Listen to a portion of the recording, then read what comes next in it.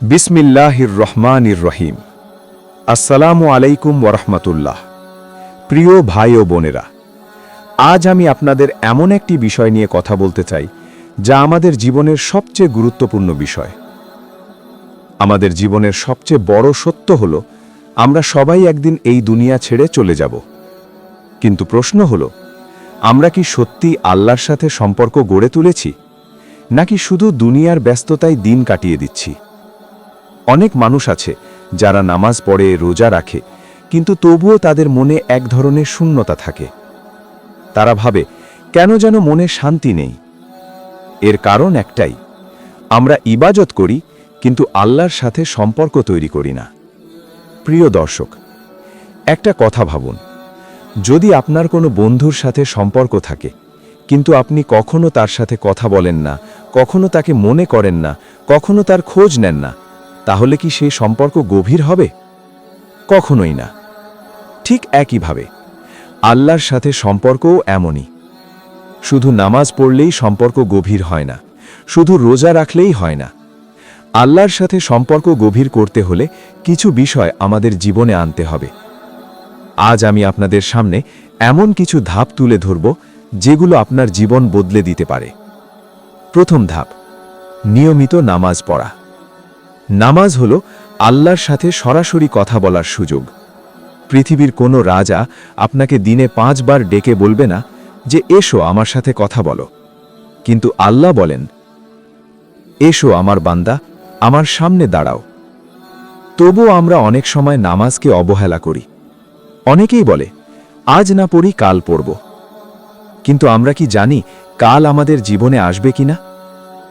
নামাজকে শুধু দায়িত্ব হিসেবে নয়, আল্লাহর সাথে সাক্ষাৎ হিসেবে দেখুন। তখন আপনার নামাজ বদলে যাবে। দ্বিতীয় ধাপ, কুরআনের সাথে সম্পর্ক তৈরি করা।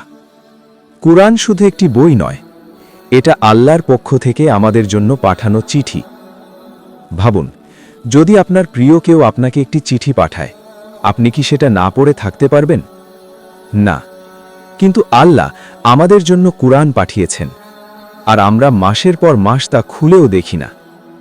যখন আপনি কুরআন পড়বেন, তার অর্থ বুঝবেন, তখন আপনার মনে হবে আল্লাহ আপনার সাথে কথা বলছেন। তৃতীয় ধাপ, বেশি বেশি দোয়া করা। দোয়া হলো মুমিনের সবচেয়ে শক্তিশালী অস্ত্র। যখন আপনি একা থাকেন, যখন আপনার কষ্ট হয়, যখন আপনার মনে অস্থিরতা থাকে, তখন আল্লাহর কাছে হাত তুলে বলুন, হে আল্লাহ, আমি দুর্বল, আপনি আমাকে সাহায্য করুন। মনে রাখবেন, দোয়া কখনো হারিয়ে যায় না। কখনো সাথে সাথে কবুল হয়, কখনো পরে কবুল হয়, কখনো তার বদলে আল্লাহ আরও ভালো কিছু দেন। চতুর্থ ধাপ, গুনাহ থেকে দূরে থাকা। গুনাহ মানুষের হৃদয়কে অন্ধকার করে দেয়। যখন কেউ বারবার গুনাহ করে, তখন তার হৃদয় কঠিন হয়ে যায়। সে আর ইবাদতের স্বাদ পায় না। নামাজ পড়লেও মনে শান্তি পায় না। তাই চেষ্টা করুন, যে গুনাহগুলো আমরা ছোট মনে করি, সেগুলো থেকেও দূরে থাকতে। কারণ ছোট গুনাহ জমতে জমতে একসময় বড় পাহাড় হয়ে যায়। পঞ্চম ধাপ, আল্লাহকে বেশি বেশি স্মরণ করা। আল্লাহ বলেন, নিশ্চয়ই আল্লাহর স্মরণে হৃদয়ের শান্তি। আপনি যখন হাঁটছেন, যখন কাজ করছেন, যখন একা বসে আছেন, তখন বলুন, সুবহানাল্লাহ, আলহামদুলিল্লাহ, আল্লাহু আকবার। এই ছোট ছোট জিকির আপনার হৃদয়কে বদলে দিতে পারে। একটি বাস্তব ঘটনা। একজন মানুষ ছিল যে সব সময় অস্থির থাকত। তার মনে শান্তি ছিল না। একদিন সে একটি আলেমের কাছে গেল এবং বলল, আমার মনে শান্তি নেই। আলেম শুধু একটি কথা বললেন, তুমি কি আল্লাহকে মনে করো? লোকটি কিছুক্ষণ চুপ করে রইল। তারপর বলল, না, খুব একটা করি না। আলেম বললেন, তাহলে শান্তি আসবে কোথা থেকে? কারণ হৃদয়ের শান্তি শুধু আল্লাহর কাছেই আছে।